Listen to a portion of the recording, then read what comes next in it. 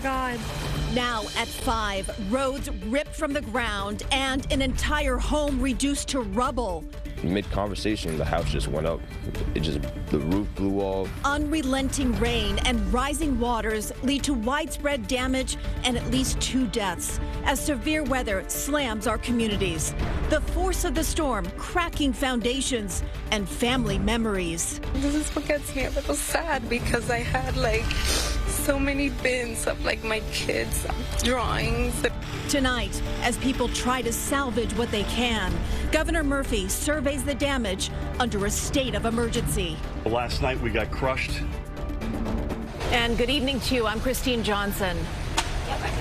And I'm Jessica Moore, live from North Plainfield, New Jersey, one of the hardest hit areas. You know, Christine, New Jersey really took the brunt of this storm, and it turned deadly in Plainfield when a vehicle was swept into Cedar Brook with 2 people inside. We've seen multiple rescues, including at an animal shelter, where staff members swam through debris in the dark to reach the innocent animals trapped inside cages filling with water. Here in North Plainfield, a massive house explosion. The force was so powerful, wood and debris were thrown half a block away. And in Scotch Plains, entire streets looked like rivers, with multiple vehicles stalled in deep water and drivers left stranded. And the storm impacted areas beyond New Jersey as well. The National Weather Service said more than 2 inches of rain fell in the city, causing a mess for drivers. Public transportation also slammed. Flooding caused delays on multiple subway lines. This video here that you're looking at is from the 28th Street station in Chelsea, showing water gushing from a drain, completely flooding the platform as the subway's drainage system was just simply overwhelmed. And then to the city's north in Connecticut, the Westport Fire Department responded to 2 separate lightning strikes during the storm. We have team coverage tonight at 5. Lonnie Quinn is in the Weather Center tracking exactly how much rain fell, and our team is spread out across the hardest hit areas tonight. Tony Aiello is in Westchester County, Christine Sloan in Union County. But we want to begin with Vanessa Murdock, who joins me here in North Plainfield. Vanessa, you spoke with so many people today directly impacted by the storm. Yeah, and there is so much headache and heartache in the wake of last night's flash flooding. As you mentioned, 2 people died not far from where we're standing, and right behind us, this home, less than half of it remains intact after it exploded late last night. Thankfully, the family who calls it home had already evacuated. Now, they didn't want to appear on camera, but they sat just across the street in folding chairs, taking in the scene for much of the day while their neighbors tried to save whatever they could.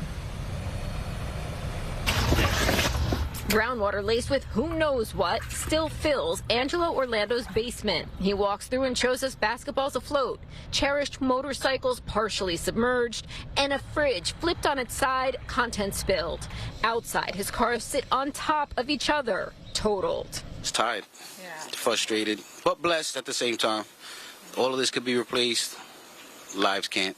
This mess, the aftermath of nearly a half a foot of rain. Orlando says when he was preparing dinner with his family, the rain started. He ran to check on his cars. And before we knew it, there was a foot of water. By the time I rushed to get the keys, there was over 3 feet of water. That's how fast. When the water stopped rising, he estimates 5 to 6 feet filled Parkview Avenue. The middle of the street just turned into a river. This street right here they always get hit bad. Water not only overflows from the creek behind these homes, but Dave Henson says it rolls downhill. And the water runs from the mountains this way. So everything that's on the mountains come to us. I'm 6'4", and it was about here. I couldn't even walk through the water. Water raced in through basement windows and up through bathroom plumbing. Well, the furnace, the washing machine, everything is in the basement. All ruined, but still pales in comparison to what happened to his neighbor's home at 626 Parkview. The whole house is collapsed, you know.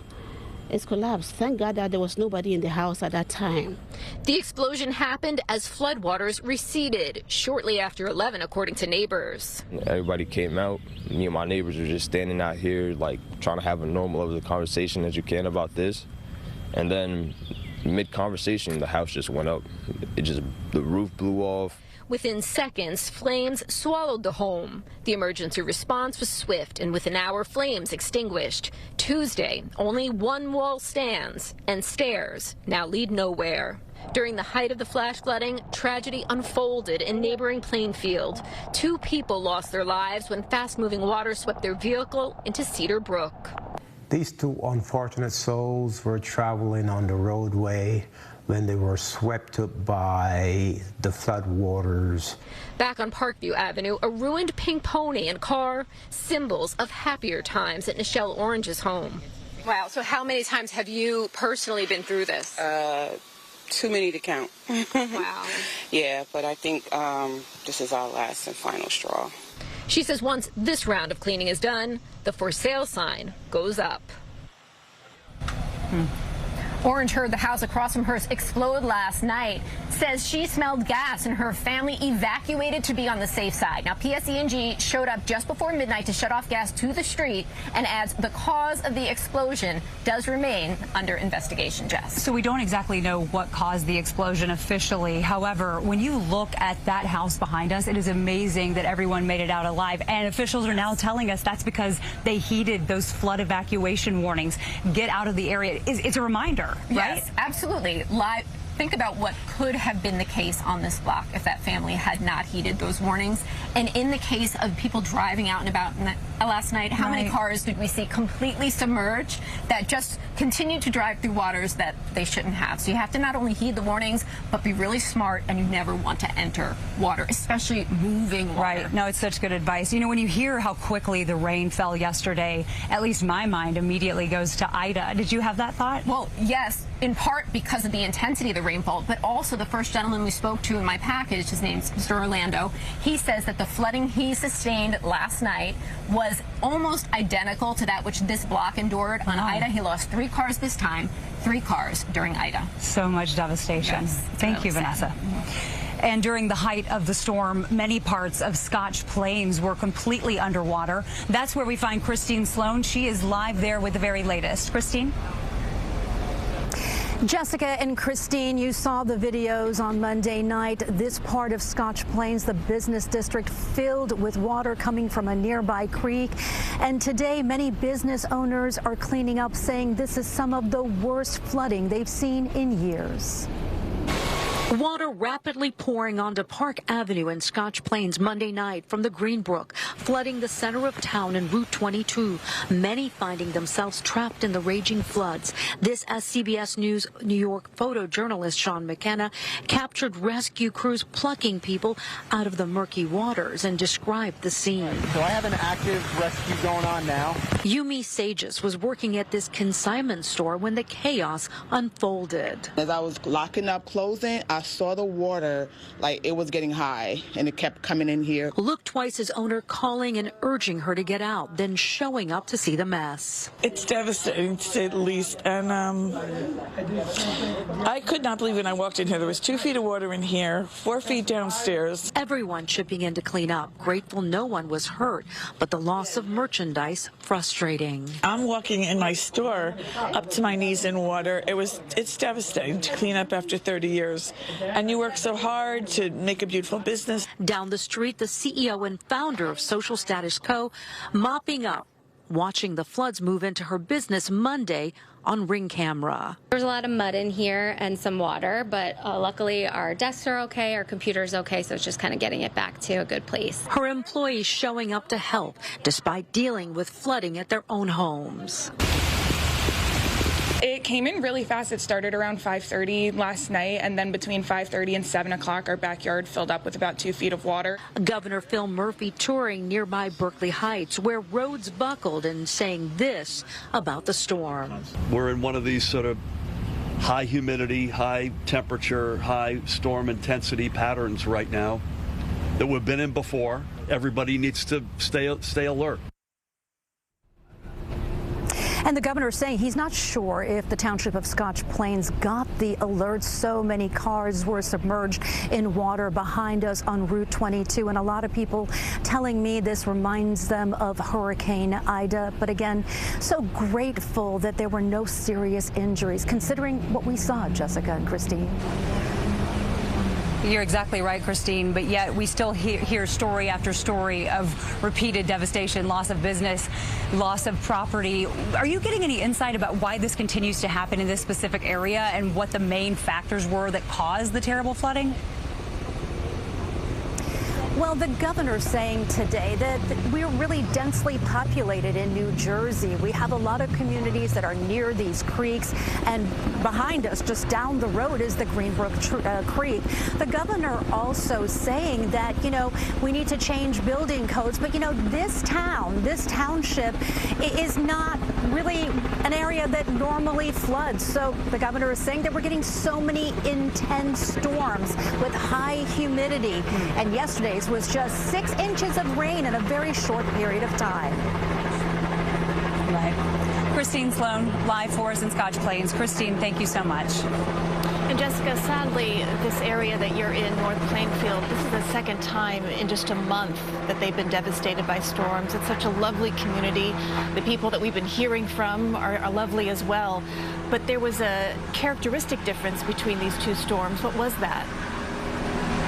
Yeah, you're exactly right. A lot of people who went through this storm across the tri-state area say it reminded them of Sandy or Ida. The people in this neighborhood only have to think back less than 2 weeks when they had that catastrophic windstorm. We saw winds up to 80 miles an hour. Some 80 trees fell. 3 people were killed in that event. And then, of course, last night was the rain event where we saw those 2 lives lost in the car that was swept away. So catastrophic on both levels, just different, wind versus rain. Christine? And both severe and deadly, unfortunately. Jessica Moore, thank you. Parts of Westchester County saw more than 4 inches of rain in the space of just a few hours as well last night, and it came with all of this that you see here. Flooding roads, homes, and businesses.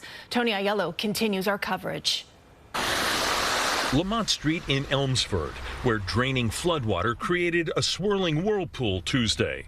It looked like this Monday night. Water from the Sawmill River flooded this industrial section of the village, an issue businesses such as Brookfield Resource Management deal with regularly. It came faster than most, but all in all, it's about a 6 out of a 10. We went from, looks okay to we're in trouble. So it happened quick. Ed Malone says you can see in their building the water came up about 18 inches, which is why they have shelves in place to get supplies off the floor.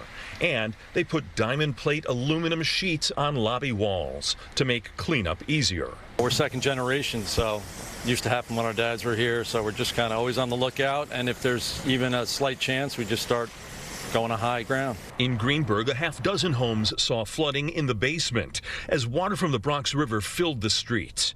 Luis Espinal spent 2 hours on the phone waiting to talk to an insurance agent. It could be worse. Exactly. I see them in the news, Texas and everything.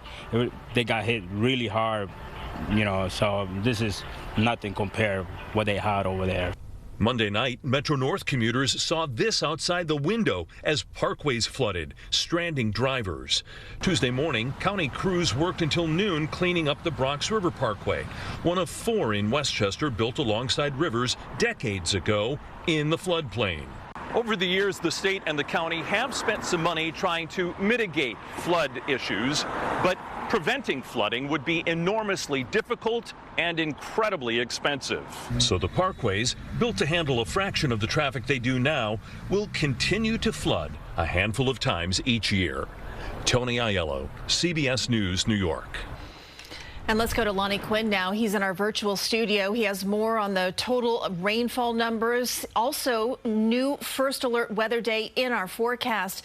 Lonnie, you know, I was looking at all of this and I'm thinking to myself, this wasn't even a tropical system that came through this area yesterday. This was just a storm. You know, you betcha. And so often you want to get tied to those monikers like a hurricane this or a tropical storm that, or it's a tornado warning. Tornado warnings really gets people, that gets people's attention. But, you know, flash flood warning, that is life-threatening, and we saw what happened yesterday. Now, better day today, high pressure starting to fill in, but that stationary front still in the vicinity, so we've seen some spot showers out there, a better chance for rain tomorrow, but look at the numbers that we saw out there today. I mean, they were big. All right, the biggest number I can find, 6.5 inches in Watchung, Franklin Lakes, 3.7. Central Park, picked up 2.6 for the day. However, in 1 hour's time, they picked up 2.07 inches of rain from 7 to 8 p.m. That was the worst of it. Now, you talk about the comparisons to Ida. During Ida, September 1st, 2021, we picked up 3.15 inches in 1 hour from 8 to 9 p.m. So a lot of rain out there. And tomorrow, here's the problem.